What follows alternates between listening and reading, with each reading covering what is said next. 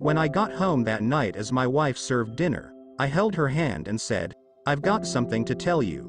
She sat down and ate quietly. Again I observed the hurt in her eyes. Suddenly I didn't know how to open my mouth. But I had to let her know what I was thinking. "I want a divorce." I raised the topic calmly. She didn't seem to be annoyed by my words. Instead she asked me softly, "Why?" I avoided her question. This made her angry. She threw away the chopsticks and shouted at me, "You are not a man." That night, we didn't talk to each other. She was weeping. I knew she wanted to find out what had happened to our marriage. But I could hardly give her a satisfactory answer. She had lost my heart to Jane. I didn't love her anymore. I just pitied her. With a deep sense of guilt, I drafted a divorce agreement which stated that she could own our house, our car, and 30% stake of my company.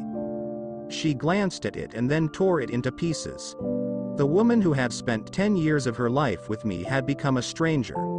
I felt sorry for her wasted time, resources and energy, but I could not take back what I had said, for I loved Jane so dearly. Finally she cried loudly in front of me, which was what I had expected to see. To me her cry was actually a kind of release. The idea of divorce, which had obsessed me for several weeks, seemed to be firmer and clearer now.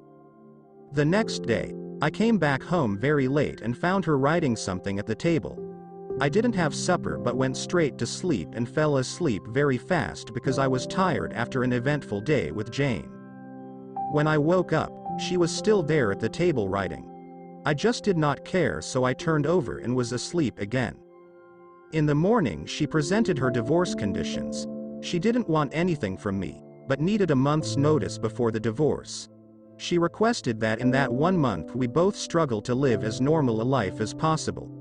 Her reasons were simple. Our son had his exams in a month's time and she didn't want to disrupt him with our broken marriage. This was agreeable to me. But she had something more. She asked me to recall how I had carried her into our bridal room on our wedding day. She requested that every day for the month's duration I carry her out of our bedroom to the front door every morning. I thought she was going crazy. Just to make our last days together bearable, I accepted her odd request. I told Jane about my wife's divorce conditions. She laughed loudly and thought it was absurd. "No matter what tricks she applies, she has to face the divorce," she said scornfully. My wife and I hadn't had any body contact since my divorce intention was explicitly expressed. So when I carried her out on the first day, we both appeared clumsy. Our son clapped behind us. "Daddy is holding mommy in his arms." His words brought me a sense of pain. From the bedroom to the sitting room, then to the door, I walked over 10 meters with her in my arms. She closed her eyes and said softly, "Don't tell our son about the divorce." I nodded, feeling somewhat upset. I put her down outside the door. She went to wait for the bus to work. I drove alone to the office. On the second day, both of us acted much more easily. She leaned on my chest. I could smell the fragrance of her blouse. I realized that I hadn't looked at this woman carefully for a long time. I realized she was not young anymore. There were fine wrinkles on her face, her hair was graying. Our marriage had taken its toll on her. For a minute I wondered what I had done to her. On the fourth day, when I lifted her up, I felt a sense of intimacy returning. This was the woman who had given 10 years of her life to me.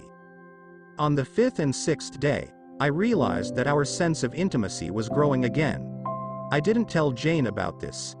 It became easier to carry her as the month slipped by. Perhaps the everyday workout made me stronger. She was choosing what to wear one morning. She tried on quite a few dresses but could not find a suitable one. Then she sighed, "All my dresses have grown bigger." I suddenly realized that she had grown so thin. That was the reason why I could carry her more easily. Suddenly it hit me, she had buried so much pain and bitterness in her heart. Subconsciously I reached out and touched her head.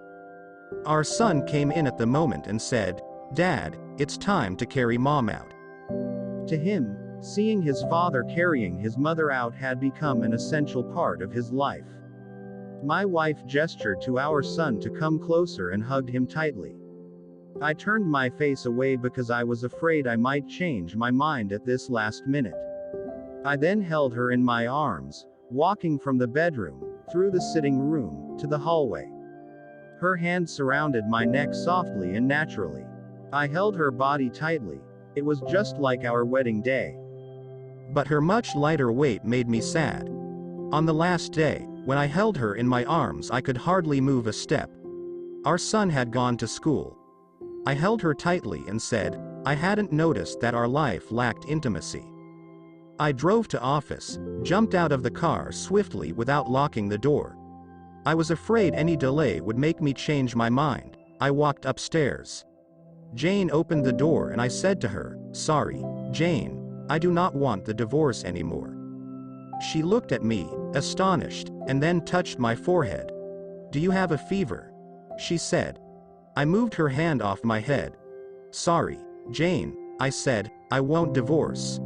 My marriage life was boring, probably because she and I didn't value the details of our lives, not because we didn't love each other anymore. Now I realize that since I carried her into my home on our wedding day, I am supposed to hold her until death do us apart.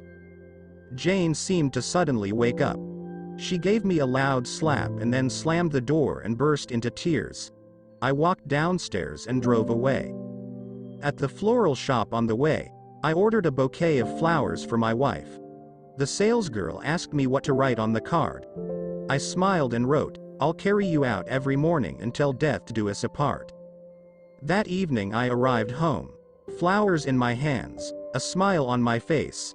I run upstairs, only to find my wife in the bed, dead. My wife had been fighting cancer for months and I was so busy with Jane to even notice. She knew that she would die soon and she wanted to save me from the whatever negative reaction from our son. In case we pushed through with the divorce, at least, in the eyes of our son, I'm a loving husband. The small details of your lives are what really matter in a relationship. It is not the mansion, the car, property, the money in the bank. These create an environment conducive for happiness but cannot give happiness in themselves. So find time to be your spouse's friend and do those little things for each other that build intimacy. Do have a real happy marriage.